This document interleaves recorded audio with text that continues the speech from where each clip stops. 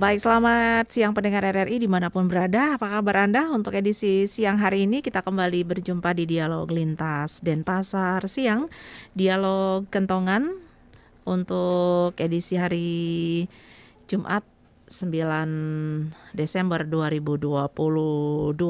Semoga kami jumpai Anda dalam kondisi sehat walafiat, tentunya tetap semangat, tetap dengan protokol kesehatan karena kita masih berada di masa pandemi COVID-19. Baik, dialog lintas Denpasar Siang, dialog kentongan kita untuk edisi siang hari ini kita akan berbicara terkait bantuan Bali untuk korban gempa Cianjur. Kita tahu beberapa waktu lalu memang terjadi gempa yang memakan korban cukup banyak di Cianjur, korban jiwa, dan tentunya ini menjadi perhatian dari pemerintah dan juga Badan Penanggulangan Bencana, tidak terkecuali untuk Provinsi Bali. Bagaimana update informasi terkait dengan bantuan Bali untuk korban gempa Cianjur setelah 2 hari lalu kalau tidak salah dilakukan pertemuan dengan segenap stakeholder di Bali membahas upaya yang dilakukan oleh Provinsi Bali untuk bisa menyalurkan bantuan bagi korban gempa di Cianjur. Dan kita siang hari ini akan berbincang dengan Kalaksa BPBD Provinsi Bali, Bapak Made Rentin, yang saat ini sudah bersama kami. Om Swastiastu, selamat siang Pak Kalak. Selamat siang Widya, salam tangguh, tetap sehat. Iya, salam tangguh, tetap sehat Pak Kalak. Ya, Iya, bagaimana Pak aktivitas hari ini Pak? Sebelum kita ke bantuan Bali untuk korban gempa Cianjur. iya, sebelum ke topik utama, Bali Peduli Bencana bantuan untuk dampak korban gempa bumi Cianjur, pemirsa sareng sami semeton Bali, Om Swastiastu, Titiang Made Rentin, Swastiastu. Kepala Pelaksana BPBD Provinsi Bali. Di sana ditugaskan oleh pimpinan Bapak Gubernur selaku Sekretaris Satgas penanganan COVID-19 di satu sisi, penanganan penyakit mulut dan kuku di sisi berikutnya, termasuk tugas keseharian kami adalah antisipasi, mitigasi, dan upaya-upaya kesiapsiagaan tentang berbagai potensi ancaman bencana alam di Provinsi Bali. Kita di akhir tahun yang namanya bulan-bulan berakhiran dia kan sambung terbiasa di tengah masyarakat. Iya. Itu sudah familiar di telinga masyarakat. Ikutannya adalah hujan, Iya. intensitas hujan pun lebat begitu, sehingga satu kata kunci yang sering kami bagikan kepada publik, masyarakat Keramu Bali, Pemekas, yuk secara rutin kita ikuti update perkembangan cuaca yang dirilis dan dikeluarkan oleh pihak resmi yaitu BMKG Wilayah 3 Denpasar. Iya. Apalagi dengan kemajuan teknologi sekarang, Widya, teman kita di BMKG telah mampu membuat sebuah aplikasi berbasis digital, Info BMKG, yang tampilannya sudah sangat rigid, bahkan detail sekali. Ketika dulu mungkin perkiraan cuaca cukup Bali, cukup wilayah kabupaten, sekarang sudah sangat detail berbasis kecamatan, dan itu pun update-nya hitungan 2, paling lama 3 jam sudah dilakukan update perubahan, sehingga setiap potensi perkiraan cuaca ekstrim khususnya segera bisa kita tahu dan publik bisa mengakses secara bebas. Kan gaya anak muda itu dunia seolah-olah seakan-akan di dalam genggaman dengan mereka sudah membawa smartphone, berbagai HP canggih dengan berbagai fitur dan aplikasi yang begitu luar biasa. Tolong hal penting seperti aplikasi berkaitan dengan kebencanaan. Kalau dari BMKG ada Info BMKG, dari kami ada namanya Inaris, Indonesia Risk. Di sana aplikasi yang memungkinkan kita tahu, misalkan saya berada di Kecamatan A, Kecamatan Mumi misalkan, begitu klik di Info BMKG, cuaca terkini yang dirilis oleh BMKG adalah sedang mendung, berpotensi hujan lebat. Itu aplikasi BMKG. Ketika aplikasi kami dari Badan Nasional Penanggulangan Bencana BNPB, Inaris itu memungkinkan kita tahu tentang ancaman berbagai potensi bencana. Begitu kita klik mengui misalkan, ketika di sana data COVID-nya tinggi, ada yang terkonfirmasi masih dalam perawatan, dia akan menunjukkan kalau tidak angka kuning, angka oranye, yang memungkinkan kita untuk lebih ekstra hati-hati di orang-orang terdekat kita, mungkin kalau tidak tetangga, mungkin di lingkup Banjar, di lingkup desa, ada yang masih tercatat dalam database kami di Satgas COVID terkonfirmasi positif. Demikian juga untuk potensi ancaman lainnya, apakah dia berpotensi sedang atau bahkan tinggi warna merah terhadap ancaman banjir, tanah longsor, termasuk potensi gempa dan ancaman bencana lainnya. Ini aplikasi-aplikasi yang memudahkan siapa saja, cukup dengan kita klik di HP pintar kita, smartphone kita, berbagai informasi penting dalam rangka kesiapsiagaan bisa kita dapatkan. Karena diawali dengan informasi yang akurat, kita semua akan bisa mempersiapkan diri, karena esensi dari keberadaan kami di pemerintah daerah, lebih-lebih Badan Penanggulangan Bencana Daerah, baik di provinsi maupun di kabupaten kota, adalah bagaimana mengedukasi masyarakat di satu sisi, di sisi lain karena bencana tidak bisa kita hindari, pasti akan terjadi, cuman waktu kapan akan terjadinya kita tidak tahu. Inilah upaya mitigasi yang harus kita bangun, membangun kapasitas kesiapsiagaan di tengah-tengah masyarakat. Bencana boleh terus terjadi, tetapi penyelamatan dan keselamatan jiwa manusia menjadi pertama dan yang utama. Ini yang selalu kita lakukan, Mbak Widya. Iya, baik. Pak, kalau melihat seperti itu, aplikasi yang kita miliki dari BBMKG saat ini berarti kita sudah bisa mengetahui keberadaan kita di mana dan potensi bencana apa yang akan terjadi, sehingga mungkin kita bisa melakukan langkah-langkah antisipasi sehingga kita tidak terkena bencana tersebut, begitu. Kita balik lagi Pak ke bantuan Bali untuk korban gempa Cianjur. 2 hari lalu kalau tidak salah ada rapat koordinasi pemerintah Provinsi Bali dengan seluruh SKPD, begitu Pak. Mungkin bisa disampaikan apa hasil dari rapat tersebut agar masyarakat memahami Pak, sesungguhnya simpati kita terhadap korban, teman-teman, saudara-saudara kita yang terkena dampak gempa bumi Cianjur, Pak. Iya, sejalan dengan arahan pemerintah pusat, kemudian Bapak Gubernur selaku pimpinan kita di Provinsi Bali juga memberikan arahan yang sama, bahwa kepedulian kita masyarakat Bali, seluruh komponen dan stakeholder, harus juga kita tunjukkan kepada saudara-saudara kita yang terdampak gempa bumi di Cianjur. Hal yang sama sudah kesekian kalinya kami lakukan ketika kita flashback dalam 3-4 kurun waktu kejadian bencana di beberapa tetangga kita. Katakanlah pertama di Lombok, Nusa Tenggara Barat, kami juga melakukan hal yang sama. Setelah itu ada gempa Palu, Sulawesi Tengah, juga melakukan hal yang sama. Angin kencang Puting Beliung, Seroja yang ada di Nusa Tenggara Timur, kalau tidak salah namanya, kami juga melakukan hal yang sama dengan pembukaan rekening Bali Peduli Bencana di Bank BPD Bali.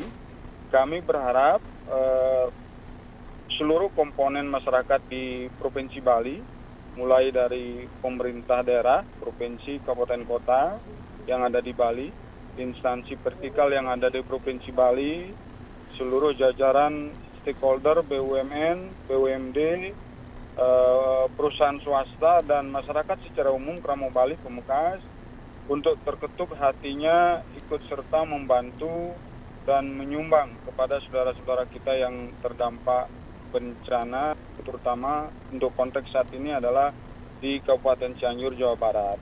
Awal mula surat resmi Bapak Sekda, kita memberi batas waktu hanya sampai tanggal 30 November, tetapi kami di Posko BPBD Provinsi Bali mendapat atensi dan telepon yang luar biasa dari segenap komponen masyarakat, terutama berbagai perusahaan swasta yang menginginkan untuk lakukan perpanjangan sehingga mereka ada kesempatan untuk mengumpulkan donasi, mengumpulkan bantuan dari para komponen yang ada di perusahaan tersebut, karyawan-karyawan mereka kumpulkan, sehingga Bapak Sekda memutuskan diperpanjang sampai tanggal 5 Desember beberapa hari yang lalu.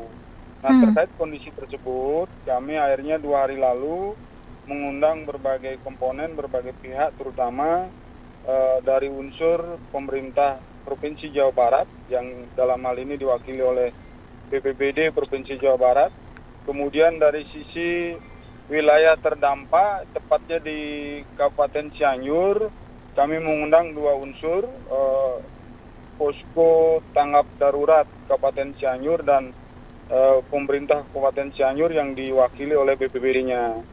Karena memang batas waktu telah berakhir, arahan pimpinan Pak Sekda mengarahkan untuk dilakukan transfer pada kesempatan pertama, karena memang esensi surat yang dikeluarkan oleh Pak Sekda adalah dalam rangka mengumpulkan bantuan berupa uang, tidak dalam bentuk barang, karena pertimbangan yang telah kami diskusikan dengan teman-teman di BPBD Cianjur, mereka lah yang akan memanfaatkan, menggunakan serta memetakan skala prioritas yang memang mereka butuhkan di posko tanggap darurat di Kabupaten Cianjur.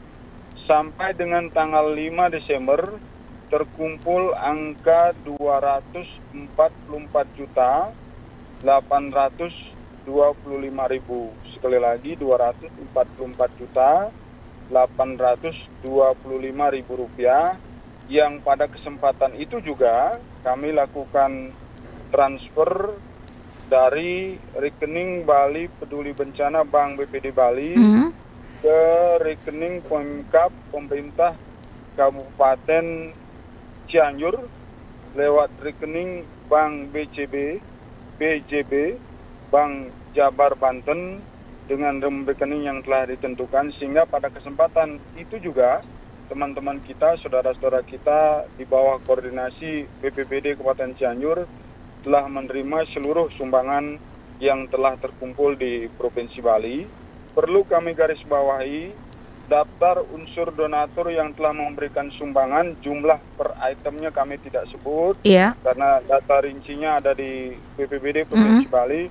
Unsur-unsurnya sekurang-kurangnya berasal dari kepolisian, kemudian pemerintah daerah provinsi, pemerintah daerah kabupaten kota seluruh Bali, keempat badan usaha milik negara yang ada di Bali, BUMN, kemudian badan usaha milik daerah BUMD di seluruh Bali, kemudian ada unsur masyarakat baik kelompok maupun perorangan. Jadi rinciannya sekurang-kurangnya ada 6 item unsur stakeholder yang ikut berperan serta aktif menyumbang untuk saudara-saudara kita yang terdampak gempa di Kabupaten Cianjur, Jawa Barat. Iya. Berarti dalam jangka waktu sampai dengan 5 Desember kemarin sudah terkumpul 244.825.000 rupiah begitu.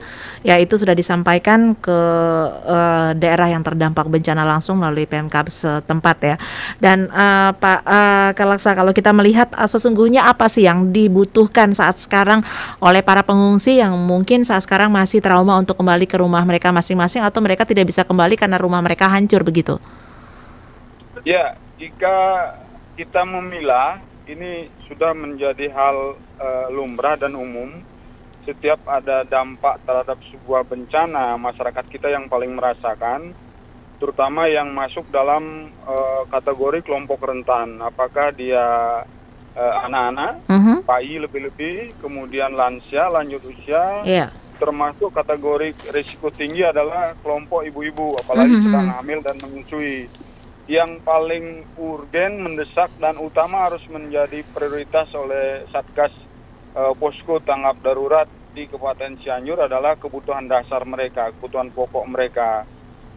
Makan, minum, termasuk sandang mereka.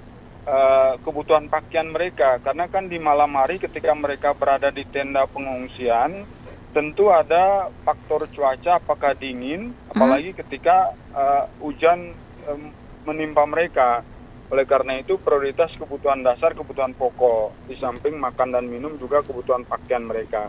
Di sisi lain beberapa kebutuhan mendesak yang berkaitan dengan kehidupan sehari-hari mereka, MCK-nya, mandi, cuci, dan kakusnya. Nah, karena di sana sudah didirikan posko tanggap darurat, tentu ada pos-pos pengungsian yang oleh petugas di sana ada terbagi tugas shift 24 jam untuk memanage dan mengatur saudara-saudara kita yang ada di posko pengungsian.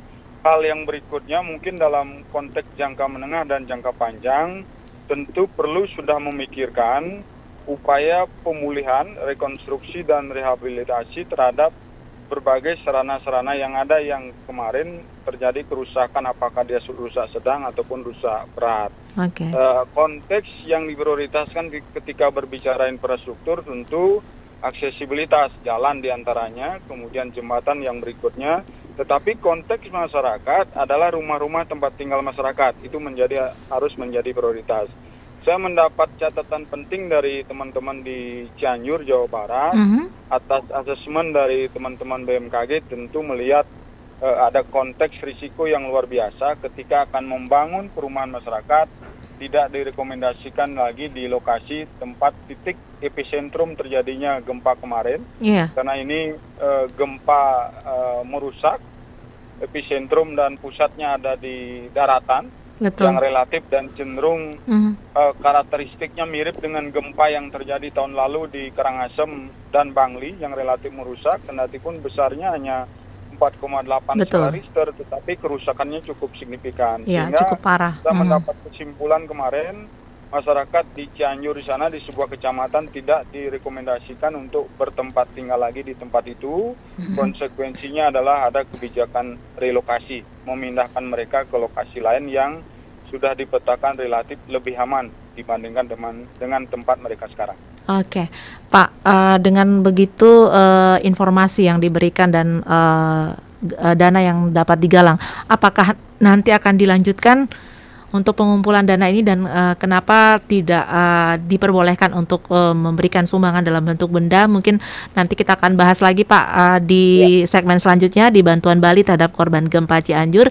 Pak Kalaksa tetap di ujung telepon dan juga pendengar untuk Anda yang ingin bergabung nanti kami nantikan di 0361222161 tapi setelah yang satu ini. Iya, baik pendengar, kita masih di dialog Denpasar Lintas Denpasar Siang, dialog kentongan untuk edisi 9 Desember 2022 masih membahas bantuan Bali terhadap korban gempa Cianjur dengan narasumber kita Bapak Kalaksa BPBD Provinsi Bali Bapak Madi Rentin yang masih di ujung telepon saat ini, dan tadi kami juga memberikan kesempatan kepada pendengar untuk bisa bergabung di 0361222161. Silakan saja atau bisa memantau di kanal YouTube kami RRI Denpasar. Tadi dikatakan Pak Kalaksa masih bersama kami? Ya, Pak Kalaksa masih bersama kami kah? Oke, baik. Tampaknya terputus. Ya. Baik, pendengar, kita tahu seperti yang dikatakan oleh Pak Kalaksa tadi bahwa memang gempa Cianjur ini tentu meninggalkan trauma yang berkepanjangan bagi masyarakat atau bagi warga di sekitarnya yang terdampak secara langsung ataupun secara tidak langsung terhadap gempa bumi. Dan tadi sudah disampaikan bahwa bangunan yang terdampak gempa Cianjur yang mana epicentrum terjadinya gempa tersebut tidak diperbolehkan lagi untuk dibangun, melainkan harus relokasi ke tempat lain, diberikan kebijakan seperti itu sehingga tidak akan terjadi kembali. Pak Kalaksa bersama kami? Masih, ya. Iya, baik. Pak, kenapa tadi kan bantuan Bali untuk gempa Cianjur, sementara masyarakat atau saudara-saudara kita yang terdampak gempa kan juga membutuhkan barang-barang begitu. Mengapa tidak dibuka peluang untuk bisa memberikan bantuan berupa barang, tidak saja berupa uang untuk warga Bali yang ingin menyumbang untuk korban gempa Cianjur ini, Pak? Ya, dengan berbagai pertimbangan, kalau saya flashback beberapa kali kita sudah menggalang bantuan untuk NTB, Palu, NTT dan sekarang Cianjur, dominasinya memang bantuan masyarakat kita dalam bentuk uang. Berbagai pertimbangan dan hasil komunikasi kita dengan daerah terdampak, dalam hal ini adalah Kabupaten Cianjur, mereka lebih menyarankan untuk dalam bentuk uang, sehingga apa yang menjadi kebutuhan urgen yang belum terakomodir dari bantuan yang ada, mereka bisa mengalokasikan, itu di satu sisi. Sisi kedua, kita berbicara efektif dan efisien.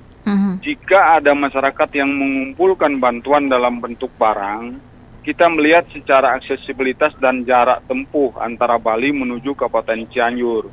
Tentu butuh waktu di satu sisi, tidak cukup mungkin sehari 2 hari, butuh biaya dan tambahan anggaran di sisi kedua. Oleh karena itu sepakat kami dengan teman-teman di Cianjur, Bali secara spesifik menyumbang untuk dalam konteks uang tunai, dan uang tunai yang kami transfer itulah yang akan digunakan, dimanfaatkan oleh teman-teman di Cianjur untuk kebutuhan mendesak dan urgen. Bukan berarti tidak ada masyarakat yang nyumbang dalam bentuk barang. Ada solusi yang kami berikan, perusahaan-perusahaan besar. Saya ditelepon oleh sebuah perusahaan company di Ubud, yang notabene pemiliknya adalah bukan warga negara Indonesia, bahkan warga asing, yang mereka sudah berbisnis di Bali puluhan tahun dan telah menikmati hasil. Begitu ada saudara-saudara kita di daerah lain tertimpa bencana, mereka respon dan peduli. Pak Rentin, Pak Kepala BPBD, kami mohon izin untuk langsung menyerahkan bantuan logistik kami ke Kabupaten Cianjur. Tolong kami dibantu untuk fasilitasi komunikasi dengan pemerintah dan posko setempat. Nah, disinilah peran kami, peran kedua. Kan kami BPBD punya 3 peran. Peran komando, peran koordinasi, dan sekaligus sebagai pelaksana. Nah, peran kedua lah kami jalankan, mengkoordinasikan, menemukan antara pihak yang akan menyumbang, donatur, perusahaan yang dari Ubud tadi, dengan pihak-pihak yang akan menerima, dalam hal ini pemerintah Kabupaten Cianjur, untuk menerima bantuan dalam bentuk logistik yang langsung mereka bawa. Nah, perusahaan ini yang langsung membawa ke Cianjur untuk turba dan menyerahkan, tetapi konteksnya tetap bahwa bantuan itu berasal dari komponen stakeholder yang ada dari Bali. Ketika flashback kembali ke saat kejadian gempa di Lombok, Nusa Tenggara Barat, sekali lagi faktor utama dan pertama kita adalah aksesibilitas, jarak yang terjangkau. Kita di Bali mengumpulkan dalam 2 hal. Bahkan saat gempa Lombok, jumlah sumbangan logistik lebih banyak ketimbang bantuan keuangan. Sehingga saat itu saya menurunkan 1 tim saya dengan 3 armada, 1 truk logistik, 1 mobil rescue, dan 1 mobil ambulan. Mereka ada di sana kurang lebih 3 minggu. Bahkan di minggu ketiga, saya sendiri terjun ke Lombok Utara. Saat itu proses pemulihan sedang berlangsung, di samping memberikan penguatan psikologi kepada masyarakat kita yang terdampak. Ini sekali lagi dengan berbagai pertimbangan, dengan berbagai alasan, dalam rangka efektif dan efisien, kita mempertimbangkan berbagai hal, jarak di satu sisi, tambahan biaya di sisi berikutnya. Oke, berarti bukannya tidak boleh dalam bentuk barang, tetapi akan memerlukan dana yang lebih banyak lagi begitu Pak ya, karena jarak dibandingkan dengan ketika kita membantu saudara-saudara kita yang di Lombok yang terdampak gempa beberapa waktu lalu. Dan ini Pak, apakah ada dalam bentuk bantuan relawan, mungkin kita juga menyampaikan ke Cianjur begitu Pak? Iya, relawan itu kan tidak terbatas administrasi ya. Jadi ketika mereka sudah terpanggil jiwanya, karena jiwa relawan itu terbentang dari Sabang sampai Merauke di seluruh gugus wilayah Indonesia. Mereka boleh dan sangat bisa untuk melakukan upaya bantuan. Yang saya monitor, karena pendataan relawan yang akan bertugas di tiap lokasi kebencanaan, itu dilaksanakan oleh induk kami di pusat, yaitu Badan Nasional Penanggulangan Bencana. Database-nya pun berbasis digital, online. Saya tidak tahu persis jumlah orang relawan yang berasal dari Bali. Yang jelas panggilan jiwa mereka. Tapi ada Pak ya? Tapi ada Pak ya? Tapi ada. 1-2 sempat melapor untuk mengkoordinir teman-teman relawan untuk datang dan turba langsung ke Cianjur, Kabupaten Cianjur. Dalam konteks koordinasi antar pemerintah daerah, saya mendapat laporan dan informasi dari rekan Kalaksa BPBD Karangasem. Di saat bersamaan, rapat koordinasi diundang oleh BNPB, tempat pelaksananya justru di Kabupaten Cianjur. Ini tentu di samping koordinasi berkaitan dengan substansi kebencanaan, karena Karangasem juga ingin mendapatkan dukungan bantuan dana siap pakai dampak gempa 4,8 tahun lalu di Karangasem dan Bangli. Juga di sisi lain ada koordinasi dan penguatan dengan teman-teman di posko tanggap darurat yang ada di Kabupaten Cianjur. Ini mereka lakukan kalau tidak salah di tanggal 2 Desember beberapa hari yang lalu. Sudah lakukan dan berkunjung langsung ke rekan-rekan kita yang ada di Kabupaten Cianjur. Oke, baik Pak. Mohon maaf kalau agak menyimpang sedikit Pak. Kalau kita berbicara Cianjur, sekarang kita mungkin ke daerah kita Pak, ke Bali begitu. Gempa 4,8 skala liter yang beberapa tahun ya, waktu lalu terjadi di Kabupaten Karangasem Pak. Saat ini informasi terupdate apa Pak perkembangannya? Apakah masyarakat di sana sudah kembali dalam kehidupan yang normal begitu Pak? Normal seperti sebelum terjadi gempa tentu tidak, karena kerusakan signifikan terjadi. Saya baru kemarin ketemu sama kolega dan rekan sesama BPBD, Kalaksa BPBD Karangasem. Beliau menyampaikan data final yang mereka lakukan untuk pendataan warga terdampak langsung. Hal berikutnya adalah bagaimana berupaya melakukan upaya pemulihan, rekonstruksi, dan rehabilitasi. Inilah salah satu yang beliau perjuangkan ke tingkat nasional, pemerintah pusat melalui BNPB, dan informasi final yang saya dapat, goal mendapatkan 19 miliar untuk seluruh warga di Karangasem, terutama di desa Ban kalau tidak salah, yang memang merasakan dampak paling signifikan, kerusakan infrastruktur, kerusakan rumah warga, untuk dilakukan upaya pemulihan, pembangunan kembali sektor-sektor infrastruktur, fasilitas umum, untuk pembangunan dalam rangka rehabilitasi dan rekonstruksi. Berbeda halnya dengan saudara-saudara kita yang ada di Bangli, kan gempa dangkal di daratan berskala 4, skala Richter, kan dampaknya paling signifikan di dua kabupaten kita rasa. Satu Karangasem, sampai ada korban meninggal dunia 1 orang bayi. Saat itu saya sama Pak Kapolda Bali sempat datang langsung, hanya hitungan 4 jam setelah gempa terjadi. Gempanya kebetulan subuh, jam 9, setengah 10 saya sudah ada di lokasi. Nah kebetulan lokasi rumah tempat warga yang anaknya berusia 5 tahun meninggal itu letaknya di lereng pegunungan. Saya mencapai rumah penduduk itu pun dengan menggunakan trailnya Brimob Polda Bali, karena kendaraan roda 4 sudah tidak menjangkau. Saat itu terjadi gempa, bapak, ibu, dan anak-anak yang lainnya, mereka punya 6 orang anak, 5 anaknya sudah ikut berlarian keluar rumah, sementara anak yang sampai meninggal dunia kebetulan masih tertidur lelap, seorang bayi hanya umur 5 tahun. Jadi lambat menyelamatkan oleh orang tua, bapak dan ibunya, justru tertimpa reruntuhan tembok yang menimpa si bayi itu sampai meninggal dunia. Nah konteks yang sama terjadi di keluarga kita, warga kita, masyarakat kita di Bangli, terutama yang berada di bantaran dan tepi Danau Batur, setidak-tidaknya ada di Trunyan. Rumah-rumah mereka berada di tempat yang berpotensi terjadi ancaman bencana, tanah longsor, pohon tumbang, bahkan berada pada zona merah.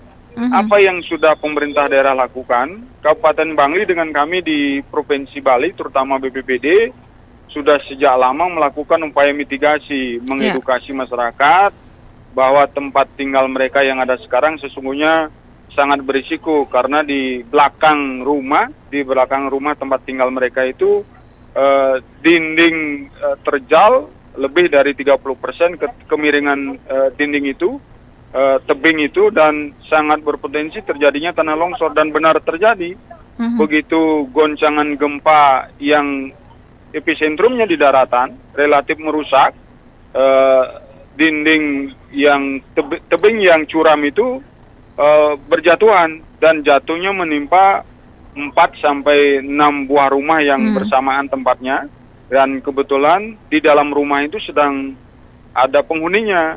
Saat itu tertimbun tanah longsor kurang lebih ada 6 orang. 3 orang bisa diselamatkan oleh tim SAR bersama tim gabungan termasuk relawan, TNI Polri.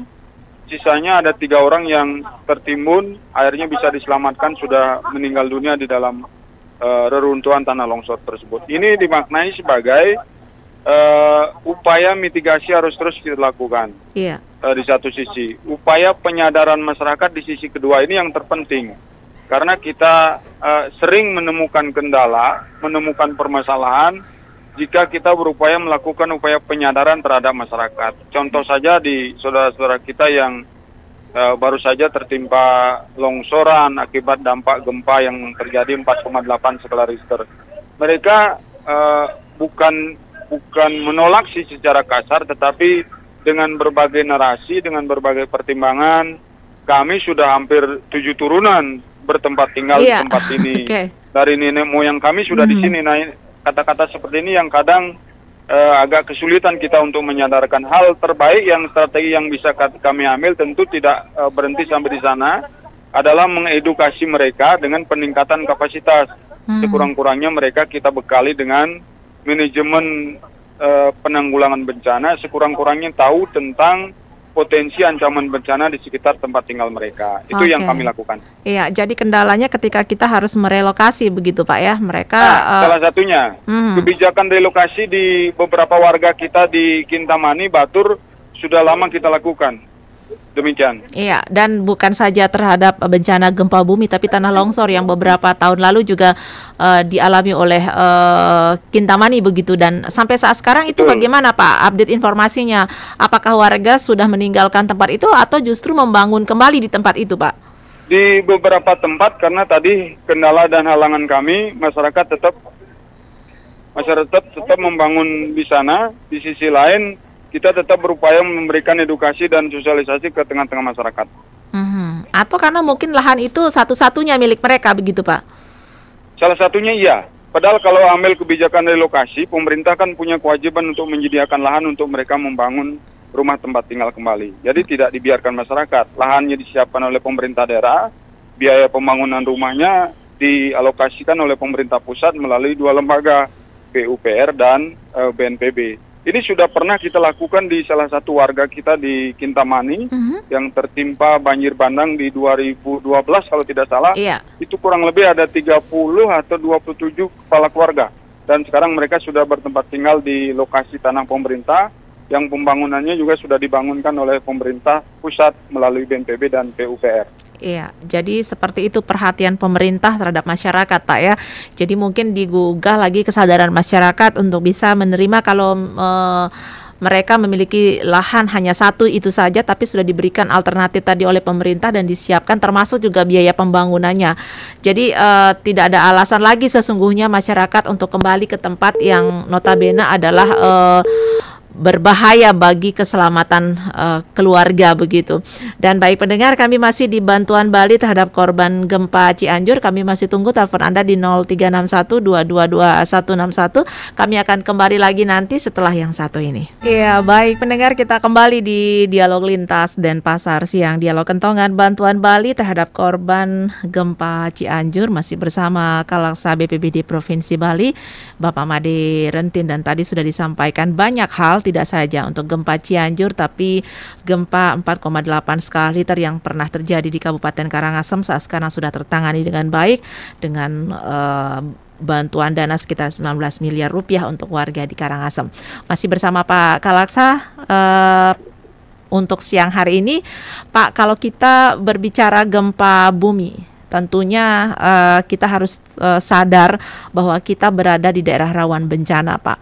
Apa yang bisa kita lakukan untuk mengedukasi masyarakat kita Pak terkait dengan hal-hal yang harus mereka waspadai karena gempa bumi seperti yang disampaikan BBMKG bahwa tidak pernah bisa diprediksi kapan terjadinya, bahkan gempa susulan pun tidak bisa diprediksi Pak Kalak. Ya, ketika kita berbicara tentang best practice, pengalaman baik tentang gempa bumi, kita harus banyak belajar dengan sebuah negara di luar negeri sana, yaitu Jepang. Mereka berangkat dari kejadian di tahun 2010, kalau tidak 2009, gempa yang luar biasa meluluh lantahkan seluruh infrastruktur, bahkan kota di Jepang hampir tenggelam. Ada hasil penelitian yang dikeluarkan oleh berbagai peneliti bahwa lebih dari 37% warga, masyarakat, dan orang-orang yang selamat justru menyelamatkan diri sendiri. Bukan karena diselamatkan oleh regu penolong, apalagi menunggu kehadiran petugas. Iya.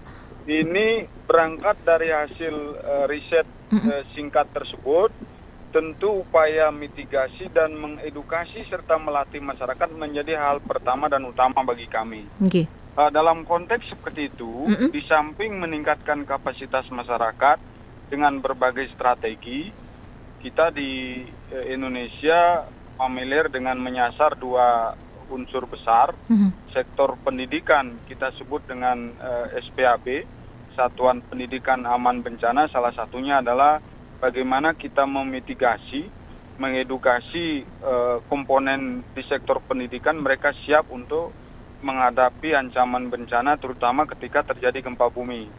Yang kedua, komponen masyarakat secara umum basisnya desa.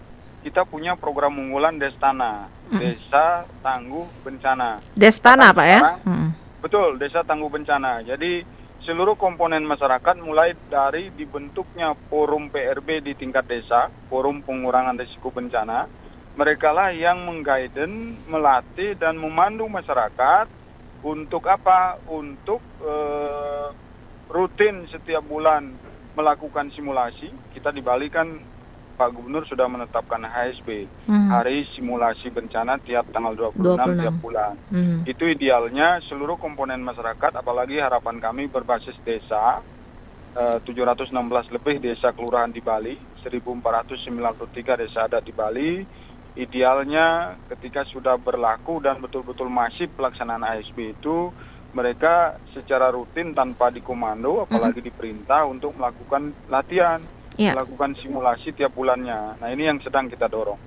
Hal kedua, di samping peningkatan kapasitas personil SDM, termasuk SDM kami di internal petugas ya, menjadi hal yang urgen, kita harus melihat ketangguhan bangunan kita. Di Jepang, pasca goncangan gempa yang begitu dahsyat, sekarang ini mereka membangun berbagai infrastruktur yang memang tahan terhadap gempa. Saya pernah mendengar cerita salah seorang doktor yang lulusan Jepang dan sekarang menjabat di BNPB, salah satu pejabat strategis. Beliau menceritakan bahwa pasca gempa yang dahsyat menimpa dan menerjang Jepang, seluruh bangunan sekarang yang mereka bangun kembali, rekonstruksi, rehabilitasi, mereka bangun dengan konstruksi yang tahan terhadap gempa. Iya, seperti apa itu Pak, bangunan yang tahan terhadap gempa itu, agar warga kita mungkin tahu Pak? Bicara bangunan tahan terhadap gempa, Asto Kosalo-Kosali kita yang ada di Bali, filosofi Bali kita yang berlandaskan agama Hindu sesungguhnya sudah menjawab itu. Bangunan adat Bali yang notabene tidak tidak banyak menggunakan konstruksi kekinian, tapi dia menggunakan light, istilah Balinya. Kalau di Indonesia kan light itu apa ya? Penyangga begitu. Dia ada sakenya, dia ada segala macamnya yang saling terkait satu dengan lain. Ketika kita bisa melihat ketangguhan sebuah bangunan ketika ada goyangan gempa, dia seolah-olah elastis seperti pir. Nah, gedung-gedung di Jepang sekarang pasca gempa dahsyat sebagian besar sudah kondisinya seperti itu. Ketika berbicara konteks ke tanah air di Indonesia, ada banyak cerita baik yang dimiliki oleh saudara-saudara kita di provinsi dan daerah lain. Contoh di Padang. Padang kan relatif masif dan sangat kuat ancaman gempa, bahkan terjadi tsunami pernah beberapa puluh tahun lalu. Mereka sekarang melalui dunia pendidikan dan perguruan tinggi, ada pusat kajian bencana di salah satu perguruan tinggi yang ada di Sumatera Barat, Padang. Mereka membuat semacam protap, semacam standar operasional prosedur, dan bahkan itu terinsert dan masuk di dalam regulasi di daerah. Apakah itu peraturan daerah, dengan catatan ketika masyarakat akan membangun baru atau melakukan rehab terhadap bangunan yang ada sekarang, diyakinkan atau dipastikan mendapat pengawasan dan rekomendasi dari pihak yang berkompeten di bidang ketangguhan bencana. Konteks ini telah kita akomodir di Bali.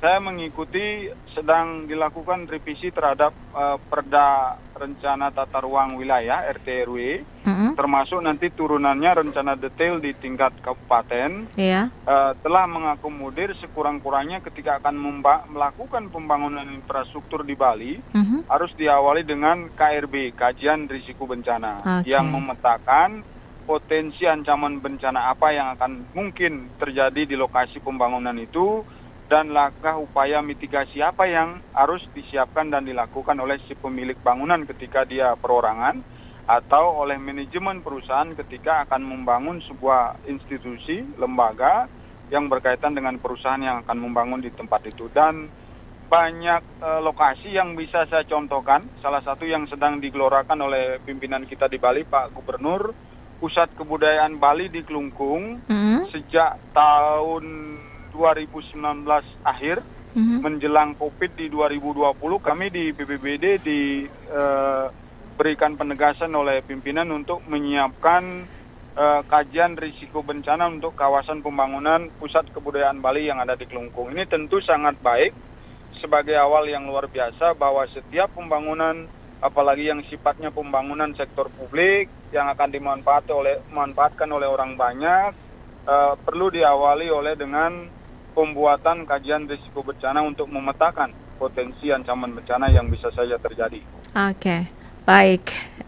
Sudah panjang lebar dijelaskan bagaimana penanganan gempa di Bali yang pernah terjadi beberapa waktu lalu di Kabupaten Karangasem. Kemudian juga kita sudah sampaikan tadi oleh Pak Kalaksa, disampaikan bagaimana upaya mitigasi dan juga rencana-rencana pemerintah untuk bisa nanti membangun ketika terjadi relokasi itu harus melalui KRB, kajian risiko bencana.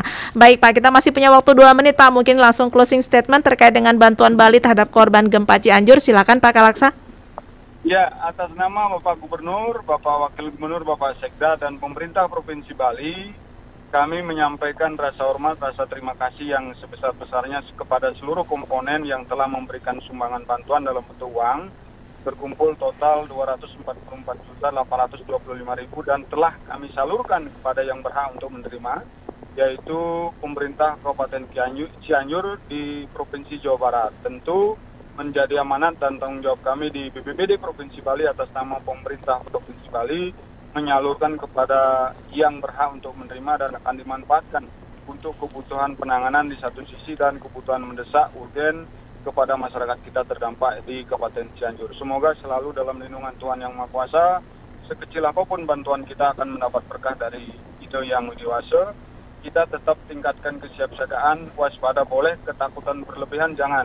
Karena ketika kita panik, takut justru akan membahayakan diri sendiri, karena kita di Bali memang ada di dalam ring of fire, berbagai ancaman potensi bencana terjadi, cuman kita tidak tahu kapan akan terjadi. Yang bisa kita lakukan adalah mari sama-sama tingkatkan kewaspadaan, tingkatkan kesiapsiagaan. Baik, terima kasih Pak Kalaksa, Bapak Kepala Pelaksana BPBD Provinsi Bali, Bapak Dr. Made Rentin, baru saja bersama kami di Dialog Lintas Denpasar Siang Dialog Kentongan, bantuan Bali terhadap korban gempa Cianjur. Selamat melanjutkan aktivitas Bapak. Terima kasih, selamat siang. Iya. Salam tangguh Bapak. Ya, baik. Semoga saja perbincangan kami siang hari ini bermanfaat untuk kita semua, dan kami tutup dengan Parama Santi. Om Santi Santi Santi Om.